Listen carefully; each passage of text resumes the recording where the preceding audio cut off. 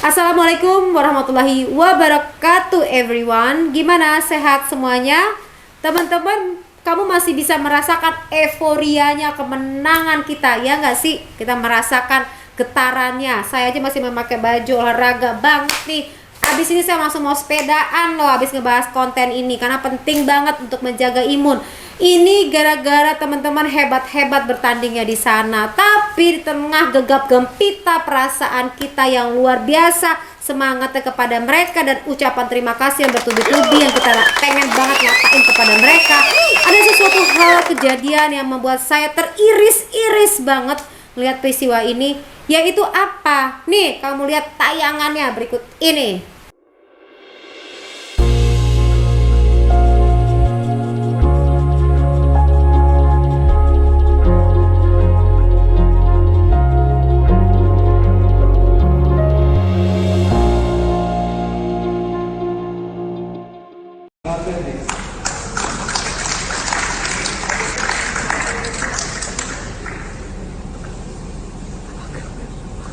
Selamat datang kepada Nurul Akmal.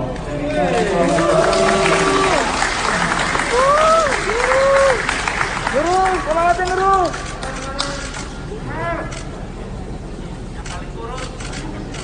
Nurul Akmal adalah seorang atlet angkat besi asal Aceh yang menjadi andalan Indonesia. Ini berhasil menorehkan total angkatan seberat 256 kg dan mendapatkan di posisi 5 pada Olimpiade Tokyo 2020 kemarin. Sesampainya di Bandara Soekarno-Hatta, kloter ini disambut oleh Menpora Zainuddin Amali. Mereka disambut dengan sangat meriah. Namun tiba-tiba ada orang yang tak dikenal nyeletuk, yang paling kurus. Sontak kata-kata itu menjadi sorotan. Yang paling kurus mungkin niatnya adalah bercanda, tapi ini masuk kategori body shaming. Nah, kali ini teman-teman saya mau membahas sedikit info. Mungkin yang nyeletukin ini belum paham artinya body shaming ya, atau kamu juga masih belum begitu mengerti mengenai body shaming. Nah, saya mau menjelaskan sedikit, mengedukasi teman-teman tentang masalah body shaming. Apa sih body shaming itu? Body shaming adalah tindakan yang dilakukan seseorang kepada orang lain dalam bentuk mengejek bentuk tubuhnya. Dan ini merupakan tindakan yang sangat sensitif untuk semua orang karena bicara mengenai tubuhnya yang diejek-ejek dan diolok-olok. Beberapa hal yang menjadi bahan ejekan body shaming adalah bentuk tubuh, kemudian pakaian, kulit, ukuran, gaya seseorang, gaya rambut, dan makeup seseorang. Jadi kalau kamu nyotehin makeup seseorang juga itu merupakan part bagian dari body shaming. Hati-hati loh kalau kamu kamu kok makeupnya kelihatannya tua banget sih, kok kamu makeupnya kok kelihatannya gitu loh. Hati-hati loh, itu body shaming. Yang harus dilakukan adalah apa sih? Kalau kamu melihat kamu kok kurusan, kamu kok gendutan. Jadi kalau kamu ketemu teman-teman kamu nyoteh-nyoteh kayak begitu, itu sudah body shaming.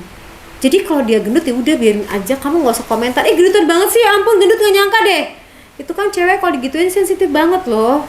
Kemudian body shaming juga ada di media sosial loh teman-teman. Nah, kamu juga harus hati-hati ya guys. Kalau misalnya kamu kasih komentar nih di media sosial, ngata-ngatain orang yang badannya, bentuk badannya, make upnya hitam kulitnya, atau misalnya di olahraga kamu ngata-ngatain atau kamu bicara-bicara mengenai badannya ini, hati-hati karena kamu bisa terjerat undang-undang ITE dan itu dendanya bisa sampai 750 juta. Jadi kamu sebaiknya sekarang mulai menyadari hal-hal mengenai body shaming ini. Lanjut.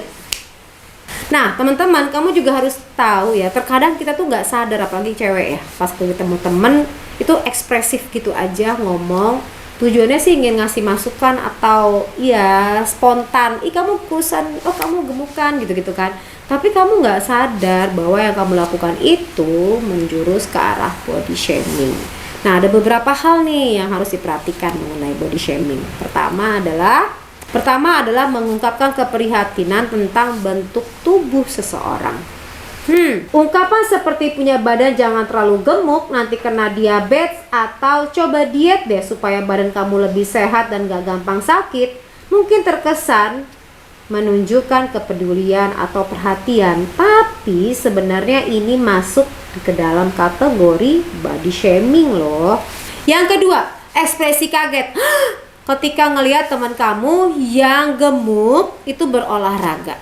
Terkejut atau malah memberikan ucapan selamat ketika lihat orang yang kelebihan berat badan melakukan olahraga. Ini termasuk ke dalam bentuk body shaming, yang lebih spesifiknya adalah fat shaming. Ini terjadi pada atlet angkat besi Nurul Akmal yang kemarin. Ya, jadi Nurul Akmal itu termasuk part bagian adalah fat shaming. Yang ketiga, memberikan saran soal pakai baju, terutama di khalayak ramai, tentang seseorang yang berpenampilan. Mungkin kamu ngeliat kok jadi makin kelihatan gendut sih gitu kan. Nah, kamu ekspresif, kamu ngomong nih, aduh pakai bajunya terang banget tuh, makin kelihatan deh lemaknya. Itu hati-hati mulut kamu pada saat kamu ngeluarin statement-statement seperti itu.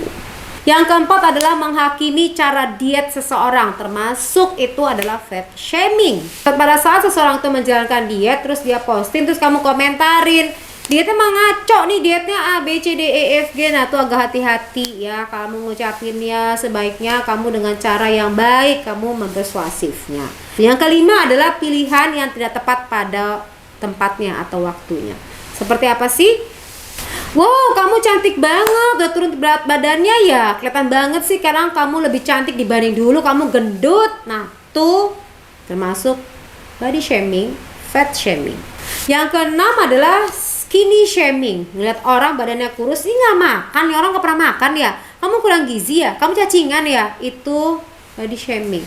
Orang yang kurus itu dia udah makan, dia udah usaha, tapi badannya begitu terus kamu mau gimana dong? Kamu malah ngata-ngatain dia kecacingan. Hati-hati loh. Body shaming ini kebanyakan berada di ranah perempuan. Saya nggak ngerti deh kenapa sih kaum kita ini suka banget ngata-ngatain orang lain atau komentar terhadap penampilan, badan, berat badan segala macem. Kenapa sih gitu loh? Jadinya jadi pembahasan di arisan, di pengajian lah, semua dibahas mengenai hal itu. Udah mulutnya dijaga deh. Kenapa? Karena berdasarkan hasil survei dipaparkan bahwa hampir separuh perempuan di Indonesia, sekitar 40,7%, mengalami body shaming dengan alasan utama tubuh yang dianggap terlalu berisi. Sementara itu, sebanyak 36,4% perempuan mengalami body shaming karena kulit yang berjerawat. Lalu kenapa terlalu menjadi pikiran untuk kaum perempuan? Karena ekspektasi sosial terkait kecantikan perempuan yang cenderung berlebihan. Ada standar-standar kecantikan, kalau nggak terpenuhi oleh perempuan tersebut, maka ia mendapatkan kritikan pedas terhadap penampilan tersebut. Nah, sekarang kita masuk terhadap dampak daripada body shaming sebagai berikut. Orang yang mengalami body shaming itu mengalami kecemasan sosial. Kecemasan sosial itu dia merasa tidak nyaman pada saat bergabung dengan lingkungan sosial. Berikutnya, ia mengalami depresi. Depresi itu ya tadi perasaan mood yang sedih dan tidak peduli dengan lingkungan. Kalau sampai dia sedih terus-menerus kan kasihan ya. Karena efek daripada depresi itu bisa mengakibatkan bunuh diri. Kalau kamu ingin mengetahui pembahasan mengenai depresi, kamu tonton konten aku yang sebelumnya. Kemudian merasa bahwa dirinya lebih rendah. Kenapa? Karena badannya tersebut, karena kulitnya tersebut, karena tidak ideal sebagai perempuan tersebut. Jadi merasa dirinya kayak bukan siapa-siapa. Dan dia tidak bisa menjadi siapa-siapa. Kasian kan kalau nggak bisa mengejar cita-citanya hanya gara-gara masalah hal tersebut. Orang tersebut juga merasa kesepian dan mengasihani dirinya sendiri. Dan orang tersebut juga mengalami gangguan makan. Jadi kalau mau makan merasa bersalah, takut, bahkan bisa memuntahkan kembali makanannya karena takut tadi, panik, aduh aku gendut nih kalau makan, rasa bersalah yang luar biasa. Timbulnya kebiasaan makan yang tidak sehat dan juga mengalami anoreksia. Anoreksia itu tiap makan tadi saya sampaikan dia ngebuang kembali. Nah, itu bahayanya. Udah jelas kan di atas pembahasan mengenai body shaming. Jadi untuk kamu mulai hari ini, baik juga orang yang menyetukan hal tersebut, stop berkata body shaming. Kasihan orang tersebut karena efeknya begitu luar biasa. Dan untuk kaum perempuan, kita nih agak hati-hati kalau ngucapin kalimat-kalimat. Lebih bagus kamu ajakin dengan cara persuasif untuk bisa orang tersebut olahraga atau berdandan untuk lebih cantik dengan bahasa-bahasa persuasif. Demikian dari saya dan semoga kita semua dalam keadaan selalu sehat, fisik, jasmani, dan rohani. Sampai bertemu lagi. Wassalamualaikum warahmatullahi wabarakatuh. Assalamualaikum warahmatullahi wabarakatuh.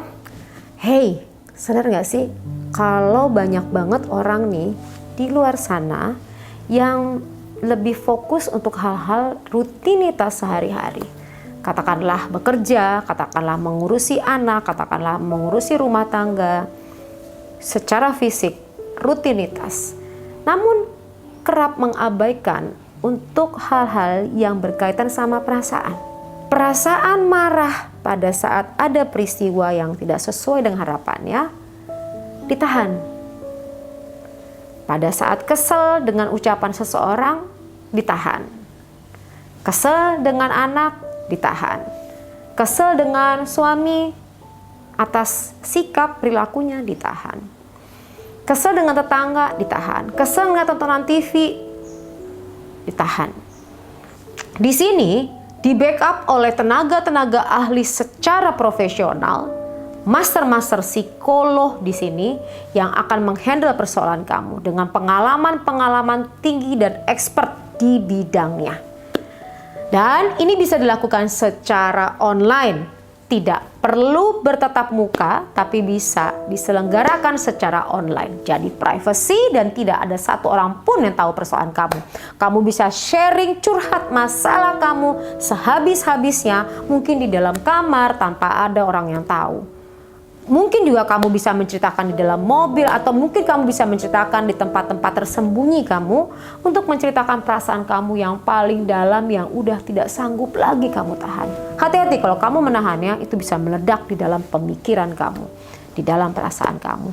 Maka berbagai macam kondisi akan muncul, sakit yang tidak selesai atau sembuh, bahkan pemikiran-pemikiran yang ditahan meledak, itu akan mengakibatkan berbagai macam gangguan lainnya. Oleh sebab itu segera kamu konsul kepada kami di sini di nomor di bawah ini. Saya dan teman-teman saya, kami siap membantu kamu, selalu ada untuk kamu. Jadi kamu tidak sendiri. Kami ada.